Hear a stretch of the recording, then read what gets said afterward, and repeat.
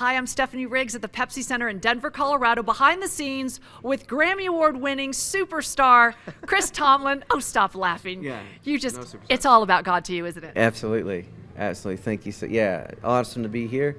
Amazing to be here in Denver tonight, and it's going to be a special night. What's it like to be on stage, worshiping with God and all of your friends? It's the most fun I've ever had. These nights, Worship Night in America, the most fun I've ever had because I am with my friends, and it's powerful. And to see people's response to these songs, you know, just the joy that's in people's hearts, and just there's nothing like it. My buddy Matt Redman, who's with me tonight, my little English friend, he's about this tall. He says it best. He says there's something amazing when the people of God start singing the praises of God in the presence of God. It's different than any other sound in the world. And that's what you'll hear tonight. I think when people think, what does your music sound like? What does tonight sound like? It sounds like the people of God praising God, and that's what it's about for us. Do you have any testimonies you want to share from either last year, this tour?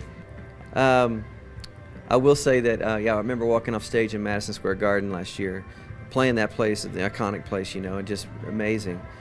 But I will say that walking off stage, security guard grabs me, big old guy, huge, and he just grabs me and he says, "Hey man, I've been here 20 years, working the garden for 20 years, and he said, I just want to tell you, I've never seen anything like this, and I've never heard a crowd that loud in this place. Think about all the things that happen in the Madison Square Garden." He goes, "That's the loudest I've ever heard this place." And he said that was so powerful. And so that's one thing, like when it's just something when it's coming from somewhere you don't expect, and this guy just grabs you. And so there's something, you know, powerful about when people start singing from their hearts to God. And Chris, there's also something powerful about hearing the voice of God and thinking, should I do that? Will I have time? What about my young girls? You know what? I'm going to do it. Yeah, this has been a risk take for me. These nights have been a real night of, I mean, I've had to do a lot of prayer, but I knew God was leading me, and there was nothing else I could do. It's not like I really had a choice in that. I felt like God was like, "This is where you're going." But it's different. It's a different night than any of my tours, anything I've ever done. And to take that chance, is, especially in our climate today of our country, it keeps being affirmed every time we do one of these nights.